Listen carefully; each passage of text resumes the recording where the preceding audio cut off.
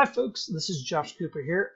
Got some discussions for you. Thanks again for all the support. Kind of want to talk about some Mill Levy Overrides. Director Benevento, he's actually published in the news. You can actually see back here in June 30th. There's actually some mathematical errors in it. It was him and CFO Betts, as you can see, where they compared them to the 8 peer groups and went through all the bits and pieces. So that said, I kind of want to go through. There's some errors that kind of raise some questions, and I don't know if it's a tight Mill Levy package. So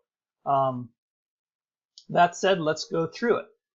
He says here basically he needs 2 packages, one worth $28.9 million that go towards raising teacher salaries, another would be $25 million go to urgent capital needs. So you take all that stuff up, that's a $53.9 million impact that he's looking for. A lot of this is saying, hey, let's look at teacher needs. We need $28.9 million. So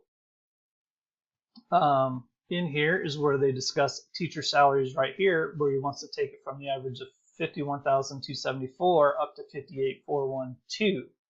So that's an increase of $7,000 average for the teachers, basically a 13.92%. If you take that $7,000 and you divide the $28.9 million, that's basically an average that goes out to 4,000 teachers. When I ran the full-time equivalent, didn't quite get those numbers, maybe close if you're including the certified under the departments as well. Also, my average teacher salary for the FTEs for what they're showing in their budget books is showing they're at around $58,000, $57,000. So their numbers are supposedly from the CDE, so I don't know if they're giving correct or incorrect numbers to the CDE. I don't know. There's too many numbers to chase down that they publish.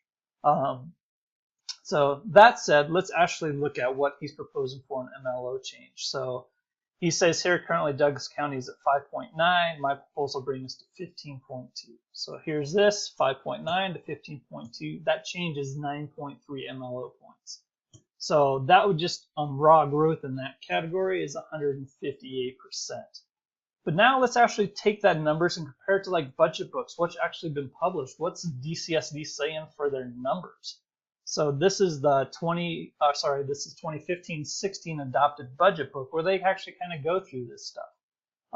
So he said the current MLO is at 5.9, and I'm not seeing that on anywhere in kind of the mills by calendar rate. It may be a subset of the voter approved override, a little smaller part of that. But the kicker is the total is 48.277 mills that we're dealing with. So if you're to take that 9.3 increase and add that to the 48.27, you're now at 57.577. So that growth is a 19% growth there.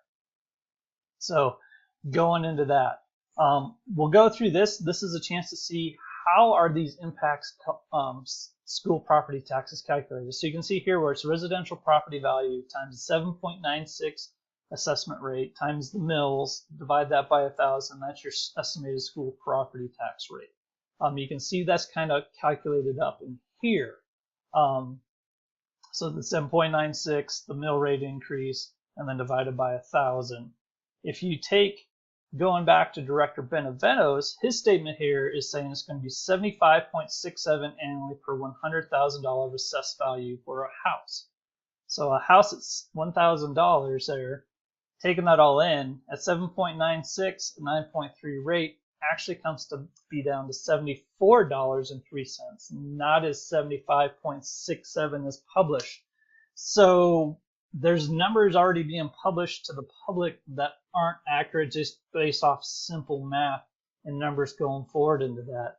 If he's using a different mill levy rate increase, instead of using 9.3, to make the numbers add up to that 75.67, it'd be a 9.51. Or the other change is the residential rate. That may be changing either, so it'd have to go from a 7.96 up to an 8.14% for that all to add up to the 75.67. Still crazy, still some unique numbers. So taking that value, let's also take that $53.9 million. How do we get that? So if we backtrack that in, and then going back here, where they say it's 7.96 for residential and 29% for non-residential. This is just to give you a rough idea of magnitude. Backing that in, the assessed value to generate that, either residential or non, are these values right here. Basically $73 billion or $20 billion. That's kind of the range, just assuming it's all residential, all non-residential, with that mill levy at 9.3 increase to do that. The kicker with that is the assessed value in billions that they're showing for Douglas County is far, far below that. So there's no timeline saying, hey, we're doing this over 4 years, 5 years, or anything like that in this discussion. So it's really hard to compare it. But when you see this, there's some huge disparities, some huge, huge questions. Now we can even kind of discuss the ethics of it. He's discussed this in the paper. But in the press, this is not an explicit stated board decision. This is per their code of conduct right here. He's expressing individual authority over individuals in the program. But keep in mind, this is Doug Benevento. He's kind of been known for doing some of this stuff. I think everybody's seen this from Mark Boyle, where he calls a board member unethical and he's a hypocrite and he's going to do everything he can to make it difficult for him. This is on the June 21st meeting. Even on the last meeting, he goes through when director motions made to join the CASB, off the agenda and close the meeting before a motion's ever even reviewed.